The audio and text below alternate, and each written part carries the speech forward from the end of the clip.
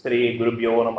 సుజ్ఞాన దీపమను గురు గీతల నుండి వేళ మనం 3వ అధ్యాయమునందు 170వ శ్లోకాన్ని భక్తి శ్రద్ధలతో పరిశీలన చేసుకుందాం. ఉపదిశ్య స్వయం దేవి గురు మార్గేణ ముక్తిదం గురు ముక్తితస్తవాత్యంత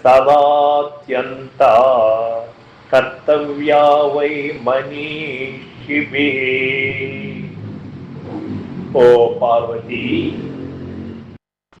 జ్ఞానుల చేత గురు మార్గముతో స్వకీయముగా మోక్షము నొసంగడి జ్ఞానము నుపదేశింపబడి అధికమగు గురు భక్తి ప్రసిద్ధముగా చేయదగినది అని చెబుతూ ఉన్నాడు పరమేశ్వరుడు. ఈ యొక్క సాంసారిక భవబంధములు అధిరోహించడానికి, ద్వయదోష రహిత స్థితి కలగడానికి, జనన మరణ భ్రాంతి తొలగడానికి ఏకైక మార్గం, ఒకే మార్గం, అదే గురు మార్గం. ఎవరైతే గురు పాదములను శరణు వేడతారో అటువంటి వారికి గురు పదములు లభ్యమవుతాయి.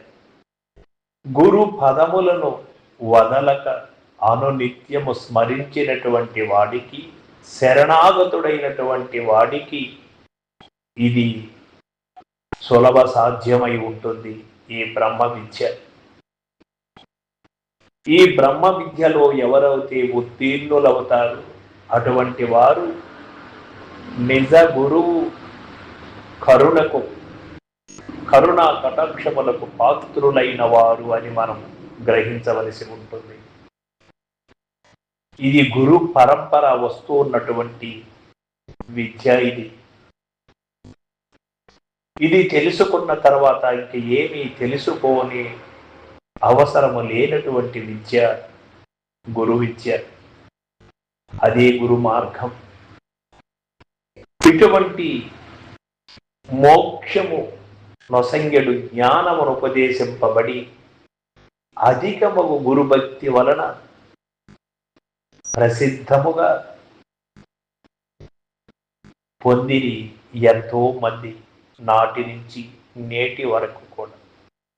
ఈరోజు మనకు సుజ్ఞాన దీపమను గురుగీతలు చదువుకునే ఒక అవకాశం ఆ గురుమూర్తి మనకు కలిగించాడు.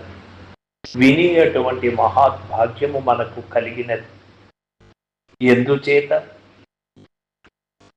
బహూనాం జన్మనామంతే వాసుదేవ సర్వమితి సమహాత్మ సుదుర్లభ అని నిక్షయం ఎవరికి కలుగుతుంది?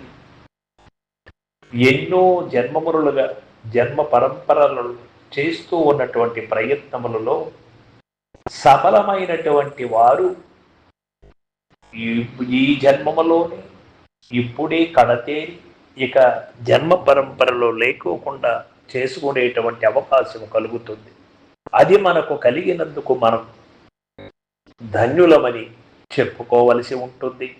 తనకు తాను ఉద్ధరింపబడ్డందుకు మనం సంతసించవలసి ఉంటుంది.